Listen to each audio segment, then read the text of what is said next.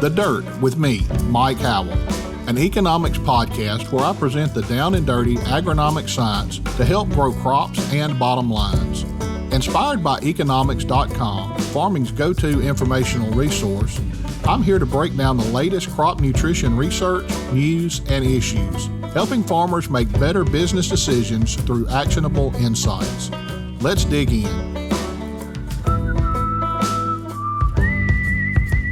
Well, hello again, everyone. Welcome back to The Dirt. We're getting on into the middle of July now, and we celebrate the 4th of July here in the United States. That's one of our big summer holidays, and we really enjoy that. But north of the border, July the 1st is Canada Day. They recently celebrated that, but another big event that goes on in Canada every year, usually starts the week after the 4th of July, is the Calgary Stampede Rodeo. That's something that's always been on my bucket list, something I want to get up and see one of these days. Maybe I'll make that happen before too much longer, but in the next few episodes, we wanted to spotlight the Calgary Stampede, talk a little bit about the rodeo. We're also going to talk about Canadian agriculture and some of the crops that are grown across Canada and some differences between that and other parts of the world. To help us do that, I want to introduce you again to Lyle Cowell. Lyle has been on the program before. He joined us when we did our discussion about canola several months ago. But since that time, Lyle has had some changes go on. And Lyle, if you will, kind of reintroduce yourself to our listeners and tell them what you're doing these days. Well, when we chatted last time, I worked for Nutrient Ag Solutions and as a regional agrologist in Northeast Saskatchewan. And more recently, I've changed my role, now senior agronomist with Nutrien in Canada, supporting the products that Nutrien manufactures, NPKS fertilizer, ESN, MAP MST, and as yourself, Mike, in terms of good agronomy of those fertilizers and sustainability of fertilizer practices. So it's a new view on my career and looking forward to it and getting to know a bit broader range of the geography and crops of Western Canada and also now Eastern Canada. Lyle, we're excited to have you being a part of our team. We've kind of been missing out on that Canadian agronomist position for a couple of years now, and excited to have you in that role and look forward to working with you. Lyle, you mentioned that you worked for Nutrient Ag Solutions for quite a while before joining us. Tell us a little more about your background, your education, and things like that. Well, I grew up not too far from where I'm sitting here today in Northeast Saskatchewan. Grew up on a small farm in the Northeast near the small town of Star City, Saskatchewan. From there, I went to the University of Saskatchewan, did a degree in soil science and then a master's in soil science, and worked there for a number of years. Had the good opportunity to learn from a lot of very smart people, working with people like Elcha de Jong and Darwin Anderson, Jeff Shano, and many others in the faculty of the Department of Soil Science, as well as in general the faculty of the University of Saskatchewan. Great learning opportunity for myself. And from there, we made the decision, my wife and I, to move back to Northeast Saskatchewan and had a bit of a consulting business for a few years and was looking for that right place for me as far as that place to bridge research, bridge good agronomy to farmers. And that opportunity came along with, at that time, Wesco Fertilizers, which then was part of Saskatchewan Wheat Pool, became Viterra Crop Production Services and Nutrient Ag Solutions. So it's been a great career in continuing to be able to interact with the research community to learn and use what I learn to try extend that to other agronomists in the community, as well as make it make sense for the farmers on the farm. Lyle, we're excited to learn more about what you've been working on up there, and I'm sure we'll have more episodes talking about Canadian agriculture, but today we wanted to focus on the crops that are being grown up there. Now, we all know about canola and the importance of canola to the economy in Canada and specifically Western Canada, but what all crops are being grown in that part of the world? It varies depending on geography. So across the northern part of the prairies, very close to 50% of the acres would be in canola, usually 45 to 50% across the northern black and gray soils. And that's in a mix with cereals, wheat, barley, oats, minor cereals like canary seed.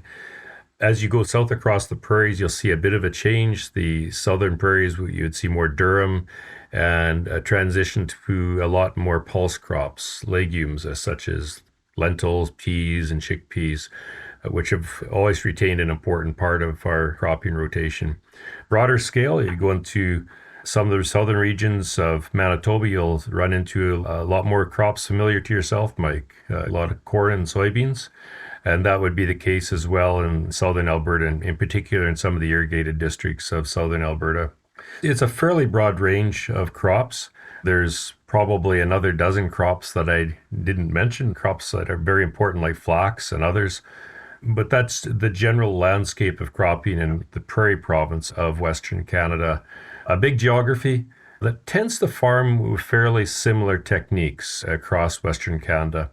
Eastern Canada, quite different, more growing season, more heat units. There's a lot more reliance on the C4 plants, the heat-loving plants like corn and soybeans.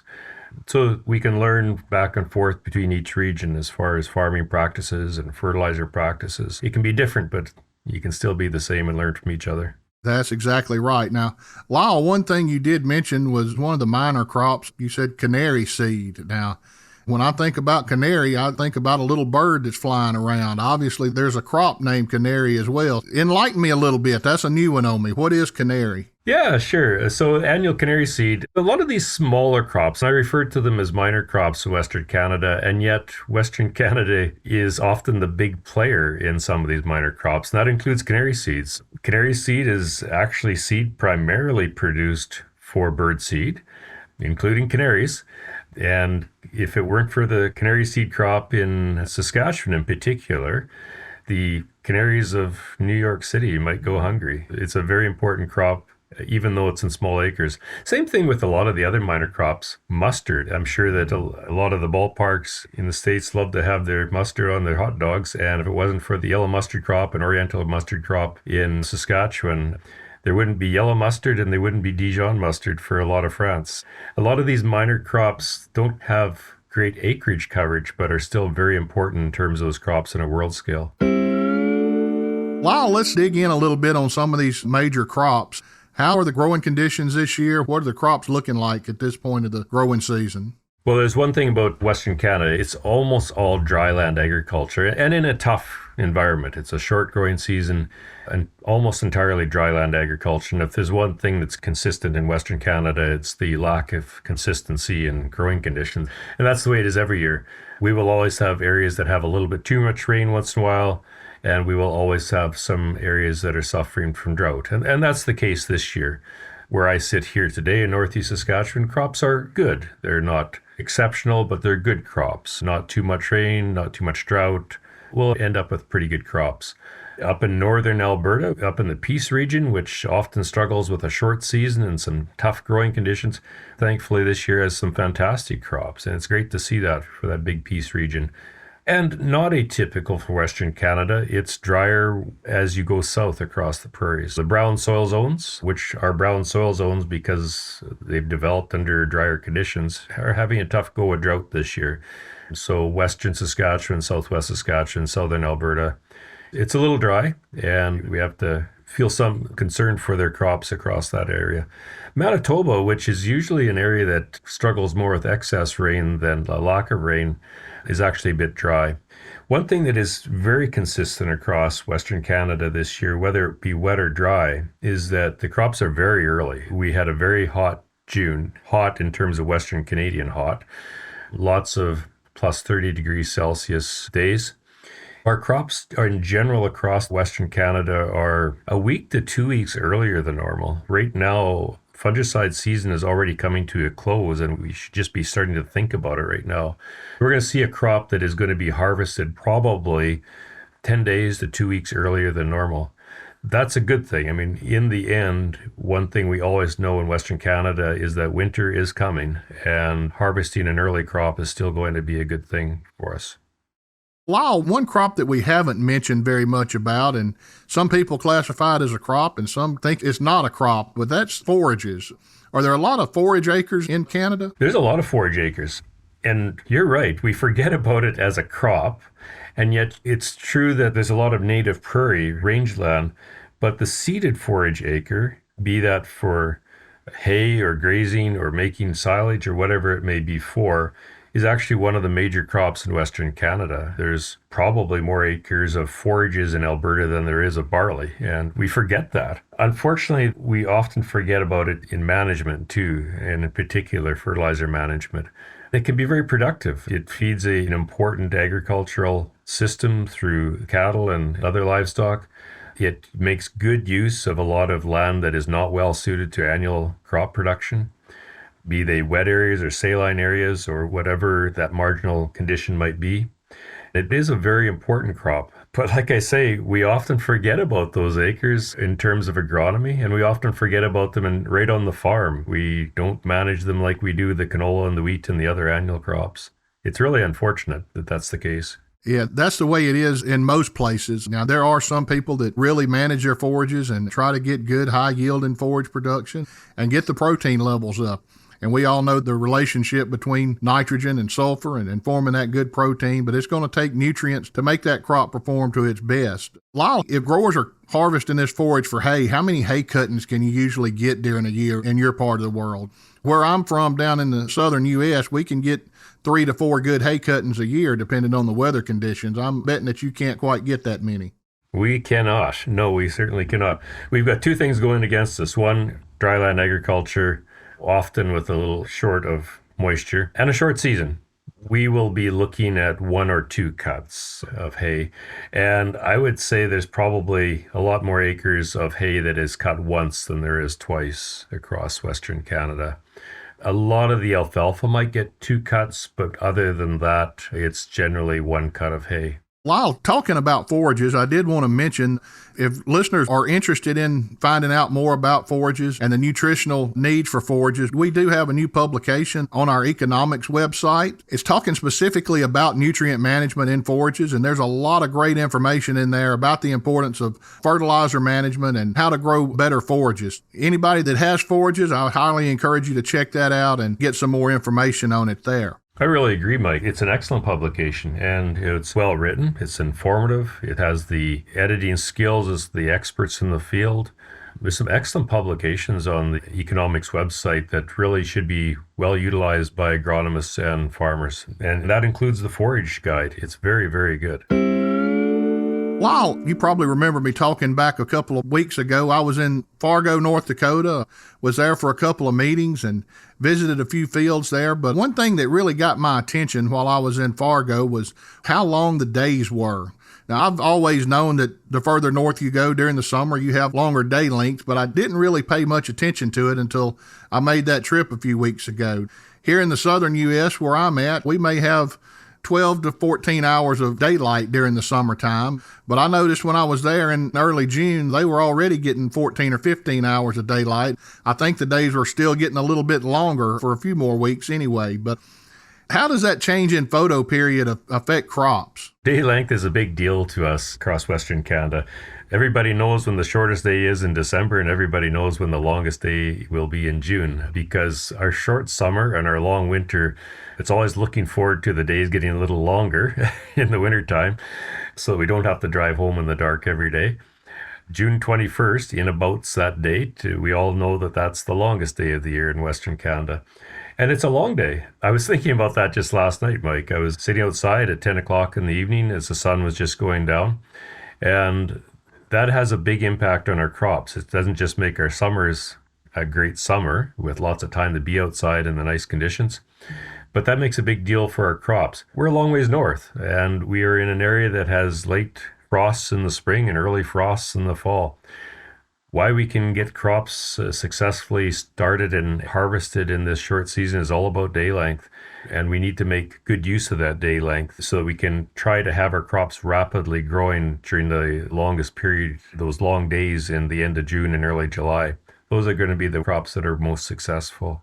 And it really has a big impact on us in the ability to get that crop off in good time. I mentioned we have very early crops this year. We had a lot of heat in June during a time period with a lot of day length. So that really allowed our crops to really rapidly progress in maturity through June, much faster than usual. And that'll continue on. We still have long day length. Often we end our season struggling to have our crops mature as the days shorten in September. This year, they're going to be reaching maturity while we still have high heat and long days through the end of July and early August. It's a very unique year this year in that combination of heat and day length that we're making things progress so quickly. We can take a crop that in some regions of the world might mature in 100 to 130 days, spring crops, and they will reach maturity in often less than 100 days. Some of the shorter season varieties might get very close to maturity in only 90 days. It's the key to success in this part of the world. Lyle, you've mentioned the earliness of the crop a couple of times today, and you talked about some of the benefits of that. Winter's always coming, as you said, but is that early harvest, will that also allow it to dry down in the field a little more, maybe save growers some money at the elevator in terms of drying these grains down some? It sure will. It's an early harvest is a good harvest all the time, as long as it's a good yield. We often struggle across Western Canada, especially the northern prairies, even through a lot of Ontario and the Corn Belt, where you're still at the northern end of growing corn. You often have to dry that crop down, and that's expensive. It's expensive to do in terms of just the natural gas or propane or whatever source of heat is used to dry the grain. It's also very expensive in terms of time, having to stand out by your grain dryer in the dark after you've come in from a harvest. That's tough in terms of time and the stress of harvest time. It should make harvest much easier this year. Easier, faster. It probably will lead to a good chance for higher quality of grain and just a much less expensive harvest time. That's one part of this year that we have to look forward to. And this is going to impact even fall activity. So often in Western Canada, we get the harvest off in September, sometimes in October, and there's not a lot of time to prepare for the next crop. This year, we should have some time this fall to make better preparations for the 2024 crop. Next year's crop starts in June, and the year before, to starting to prepare for the next crop. And this year we're going to have that window of time probably in late August and through all September to look at fertilizer application in the fall for next year crop, to look at better weed control this fall, just to be a little better prepared for the next crop. Lyle, we appreciate you taking a few minutes to visit with us this morning. I know you've got a busy schedule coming up. We wanted to record this section prior to you leaving and headed out to the Stampede. And once you get there and have a day or so to look around, we're going to record another section and talk to you about what's going on at the Stampede, get some of your insights there. But before we let you go today, I'm going to throw you a little curveball here in way of kind of introducing you to our listeners. Lyle, tell us the most unusual thing you've seen in a field call. I know you get called to visit a lot of growers over the course of your career. What's the most unusual thing you've seen? Oh man, that's a tough one. The one thing with being a field agronomist is you're rarely asked to come out and look at a really great crop. Usually you're going out to look at something that has gone bad. And with a soil fertility background, the things that I remember and find most interesting are always going to be nutrient deficiencies that we come across. There's the simple ones like nitrogen deficiency, occasional phosphorus deficiency. Farmers generally make a pretty good job of covering those, including sulfur deficiency, actually, in Western Canada. Because of the preponderance of canola, we tend to apply a lot of sulfur. So I don't really see a lot of nitrogen, phosphorus, or sulfur deficiencies. But in recent years, the one that really comes to light is more and more often seeing potassium deficiencies in a part of the world that we usually have it in our mind that we have a lot of potassium in our soil. And over the course of my career, rarely saw potassium deficiency in any crop over the years. But in the past couple of years, potassium deficiency has become the common problem in crops. We don't remove a lot of potassium, but over the course of my career, as I've said to farmers and agronomists, we've probably removed 400 or 500 pounds of the most available labile pool of potassium in our soils. And so, no, we don't remove much every year, but we also haven't been applying much every year, more often none, actually. And I think that is something that we're going to have to face, that we know that we had severely deficient, potassium deficient soils in some small parts of Western Canada, but it's those marginal areas of potassium deficiency that I think is staring us in the face a little bit right now, that it's a major nutrient and we've removed a lot over the course of farming here without replacing it. And although it may not seem like a unique or exciting problem, I think it's one that I find actually currently most interesting in terms of farming conditions and management in Western Canada. Lyle, well, we sure appreciate you joining us today. We're going to let you get on the road, and we'll pick this back up as soon as you get to Calgary, and looking forward to your insights on the Stampede and all the sites there at the Midway and some of the great foods that you're going to sample for us and tell us all about. You bet. Thanks a lot, Mike. The summer rodeo and fair season is upon us. We talked about the long days of Western Canada, and we tend to make the most of it. We're either going to be at the lake or at the fair or the rodeo over the next few weeks, and looking forward to every one of them. Lyle, you've been in Calgary for a few days now, and I'm sure you've got a lot to report on. First off, I understand that you got to visit Olds College a few days ago and visit with some of the researchers there and see what's going on at Olds College. If you will, tell us a little bit about Olds College and what you were able to learn while you were there. Yeah, Olds College is a really unique college. It's a technical type college entirely focused on agriculture. So it's really a working farm where students can learn every aspect of agriculture, and they can offer a lot of different diplomas towards just about any angle of agriculture that you can think of. And they have what's embedded within the farm, what's called a smart farm, where they can, on a practical level, look at the on-farm use of new ideas and new technology. It's not really what you think of as base level new research. It's applied research and bringing it to the farm field. Sounds like a great place to go visit and learn some stuff about agriculture as well. Now, Lyle, I know you've never been to the Calgary Stampede, and I understand you've had a chance to get out on the Midway and see all the sights and go to the rodeo as well. Tell me a little bit about what you've seen out on the Midway. What kind of foods are out there? What have you been forced to eat while you've been at the Stampede? Well, Mike, it was the first time I've been to the Stampede. Some of it was what I expected, and some of it was a surprise. Spent some time in the Midway in the morning. I think I'm still full 2 days later. The Midway has a lot of food, and I don't think we would want to call it healthy food, but a lot of diversity of food.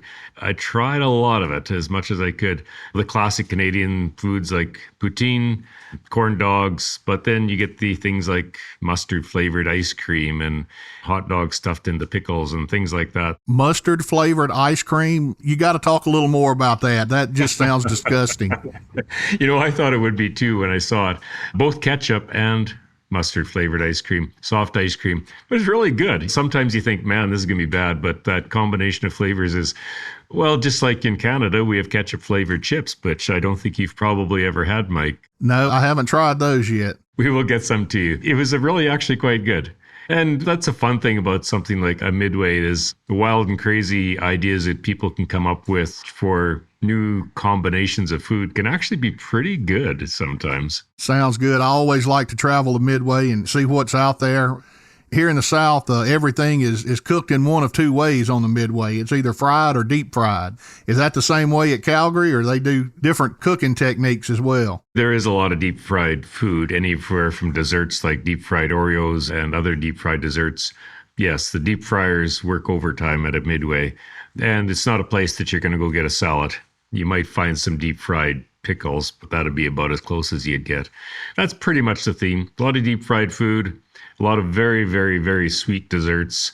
You probably wouldn't want to adopt that diet for too many days of your life, but you got to live once in a while. There you go. Lyle, you mentioned the deep fried Oreos. My kids all love those. They love them so much. In fact, we ran out of Oreos one day, had the Nutter Butter cookies there, so we decided to deep fry those, and I think they actually like those better than the Oreos now. Anybody at home that wants to try something new, deep fry that Nutter Butter cookie. It's really good. You can deep fry anything. Lyle, what about the rodeo? Tell me a little bit about the rodeo, and do you have a favorite event there? Yeah, the rodeo is good. We saw all the classic rodeo, saw the chuck wags and the barrel racing, bareback and saddle bronc and the bull riding, as well as the relay races in the evening, which are led by the First Nations of Alberta, which is a pretty cool event. What are my favorites? I do have my favorites. I'd say I like barrel racing. I like the wagons a lot. And I like the relay races. If I had to pick my favorite things to see at a rodeo, that's going to be the ones. I also had a really nice chance to visit with some of the chuck wagon racers, the owners of the horses, the ones that care for the horses, and visit their barn and have a chat with them. And that was pretty nice to do too, to actually, much like chatting with the farmer, just to get to learn a little bit of what they're doing and what makes it tick and why the horses are important to them and why they look after them as well as they do. That means a lot too, just to not just see it as a spectator, but to actually connect with them. Well, Lyle, that's a perfect lead in for next week's episode. I'm glad you mentioned your experience doing that. Next week, we're going to be talking with one of the chuck wagon racers and spend a good bit of time talking with him about his animals and how he cares for them and the feed that goes into taking care of them and a lot more. Lyle, we appreciate you taking the time to visit with us today. Well, listeners, as you know, it's now time for our final segment of the episode where we talk about somebody famous in the world of agriculture. Since we're focusing on Canadian agriculture for the next few weeks, I thought it only appropriate that we talk about somebody that had an impact on Canadian agriculture. Today, we're going to talk about John Harapiak, and usually I do this segment, and sometimes we have the guests chime in a little bit, but when we started talking about this, Lyle told us that he had actually met Mr. Harapiak and had worked with him on numerous occasions. He had a really good knowledge of Mr. Harapiak and what he has done, and I'm going to let Lyle take over and tell us a little bit more about this man. You know, it's an honor to really talk about John Harapiak. I knew John. He worked for Wesco Fertilizers when I started my career with Wesco Fertilizers. And he was a good person, a kind person, and a very good scientist and extension agronomist. A little bit of John's background. I talked in the previous episode about the gray wooded soils of northern prairies. And they can be tough to farm on. And that's where John grew up. He grew up in the small community of Cowan, Manitoba. And where's Cowan, Manitoba? It's north of Riding Mountain National Park. And it's in the forest fringe in terms of agriculture and on gray wooded soils. They're low fertility soils in general. They need good farm management to do well on. You've got to be clever to do well on those soils. And John had probably influenced his life and how he approached research, extension, and just dealing with farmers, just coming from Cowan, Manitoba. From Manitoba, John came to Saskatchewan to go to the University of Saskatchewan, and there he completed a Bachelor's of Science in Agriculture, a BSA, and then did a Master's also in Soil Fertility at the University of Saskatchewan. From there, John was one of the very first people who had a career that was in soil fertility and agronomy in the fertilizer industry, starting in the mid-1960s. So really, fertilization of Western Canadian soils, just in terms of applying fertilizer, was a somewhat new idea even at that point. Fertilizer usage increased very, very rapidly through the mid-60s to the mid-70s, and John was a big part of that rapid increase of fertilizer use. It was a new idea. It wasn't just applying fertilizer properly. It was simply, in some cases, applying fertilizer at all and sorting out where the responses would be. He had a year where he worked with Cominco, but then his career went to Wesco Fertilizer. Wesco Fertilizer was owned by the Prairie Pools. It was a cooperative, essentially, fertilizer business that supplied fertilizer to the Prairie Pools for a number of decades. And John started his career and ended it over 35 years with Wesco Fertilizers. He finally retired in 2001. In the midst of that, he actually went back to school. He went back to the University of Alberta to work on a PhD, worked with Wesco, and the research that he was doing with Wesco interfered with his ability to finish that PhD, but it showed his commitment to education as well in wanting to work towards that level of science within the fertilizer industry and agronomy that he thought was the appropriate place. Now, Wesco Fertilizer was a unique business. They gave John also an opportunity to create a large and important research program. And they did this through a unique process. They actually had essentially a checkoff in fertilizer they sold.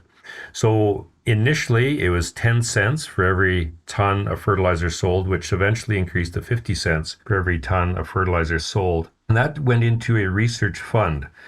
John was then able to create a very large research program actually ran by Wesco Fertilizers and also co-fund other research through Ag Canada and through the primary universities across the prairies, and with a pure focus on better fertilizer management through most of it. I should give note to a fellow named Norm Flory. Norm Flory was the right-hand man of John Harapiak over most of this research period. And Norm should be credited as well always with the work that John did in terms of research. Now, what did John focus on? Well, he first of all focused on, to some degree, just in responses. If we apply nitrogen or phosphorus, what sort of response we should get. But he also was a pioneer in understanding what we now call the 4 Rs of fertilizer application. The right product, used at the right rate, applied at the right time and in the right place. And he did this really before anybody was thinking about what are the 4 Rs. An excellent example of this is that initially the equipment wasn't there to apply fertilizer in bands. We were broadcasting urea primarily, incorporating it, often using a lot of tillage in Western Canada, remembering that this is a dry land agriculture that is often suffering from drought. And yet we were broadcasting fertilizer, incorporating it, drying out the soil, and that became a problem. Farmers started to look at different ideas. And early on, farmers started to look at the use of anhydrous ammonia. And of course, ammonia as a gas has to be banded, and it was banded 3 or 4 inches deep, often much deeper in the early days. And they start to notice and express that anhydrous ammonia seems to be a better product than urea. But John took a step back and realized that no, it was the banding that was better in terms of less water loss from the seedbed, less immobilization of that nitrogen, less gaseous loss of nitrogen. And he then saw this as the first step towards right place, banding that nitrogen fertilizer. Now, there was a problem in that wasn't much equipment to band fertilizer, but also in Western Canada, there were manufacturers starting to manufacture air seeders. Air seeders being air-driven seeding machines to blow fertilizer down the tubes into the ground in a nice band. Initially, they were purely for the use of seeding. And John saw those, though, from a fertilizer angle and said, hey, those could be used to band fertilizer. John worked with the manufacturers, and it is his work and it's his driving of the manufacturers that has led to the way that we seed in Western Canada now. I don't think many people realize it, but the current method of seeding in Western Canada is primarily to seed and very often band nitrogen fertilizer and all other fertilizer all in one single pass. And yes, we have some excellent manufacturers for equipment for that. But the idea was driven largely by the work of John Hrapiak. He did a lot of other work as well. We mentioned forages in previous discussions, did a lot of work with forages across some of the productive forage land in Alberta, did a lot of work with just responses of phosphorus and potassium, work with micronutrients, in particular with work with copper and boron for canola and copper for some of the cereals. So he had a very early understanding of where we might see responses. And also started to drive a little bit more research towards the intermingling of just agronomy. So not just fertilizer research, but how does that impact crop quality and a lot of the bigger world of agronomy, not just soil fertility. It was a pioneer work that John was doing at that time. And he didn't just do the work, he also extended the work. And where I saw the name John Hrapiak first was I was very young. And John used to write what was called the Fertilizer Forum, and each edition of the monthly edition of the Country Guide magazine. My dad subscribed to the Country Guide. My dad wasn't fortunate enough to have too much of an education, but he always learned through his life. And he read the Country Guide, including the Fertilizer Forum when it came, and he read John Hrapiak's message that we needed to ban fertilizer. And back in the early or mid 70s, I remember my dad saying, well, I think we need to figure out how to ban this ammonia. And he converted a cultivator over to banning ammonia. I still have almost all of the clippings of the Country Guide articles in the Fertilizer Forum that I clipped out over those years in a file folder. That's how important they were to myself, and I think to farmers and agronomists across Western Canada at that time. And we still use, like I say, almost all of the work that he's done in terms of understanding banding fertilizer. He did a lot of work in safe rates of fertilizer and understanding how we can deal with that in narrow seed bands. And he extended that wherever he could. The fertilizer forums, he spoke at countless meetings in front of farmers and agronomists, really took the word of his research and other people's research, combined it into a good message, and made sure that people heard what was the right way to apply fertilizer for our conditions. And the world has actually benefited from this. Manufacturers of air drills in Western Canada now export a lot of their equipment to, well, especially a lot of the northern states, into Australia, into Europe. And so a lot of the banding work and understanding of best placement of fertilizer that John led is now impacting other countries as well. So it's quite a big thing. One other thing that John did was extension is education. And when the CCA program was developed, John saw this as an opportunity to better educate agronomists in Western Canada. And he was the lead in really pushing the retail businesses across Western Canada to support and bring the Certified Crop Advisor program into Western Canada. That was essentially the beginning of the Prairie CCA program, which I believe is coming up on 30-year anniversary soon. He pushed it. He saw this as an opportunity for extension education. If you can educate agronomists, they can then provide that message to the farm gate.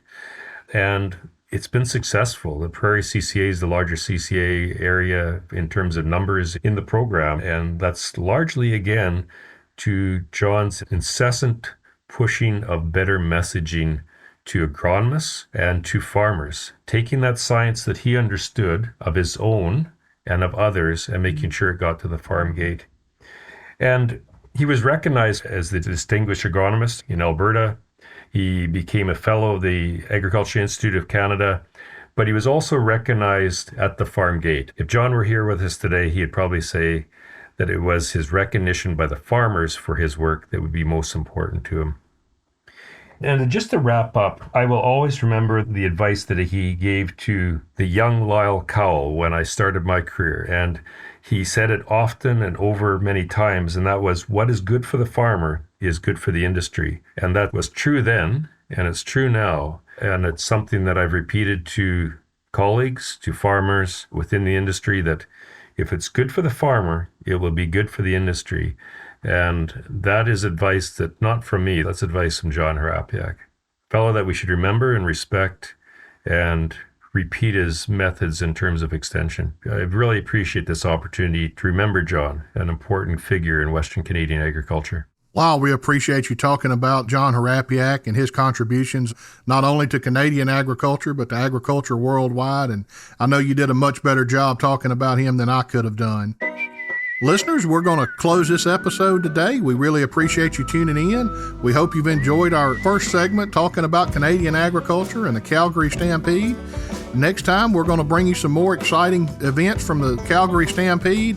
You won't want to miss next week's episode. It's going to be really good. We're going to have one of the rodeo participants join us next week, and I'm really looking forward to next week's episode. For more information on anything that we've talked about today, I want to remind everyone that you can log in to nutrient-economics.com. So until next time, this has been Mike Howell with The Dirt.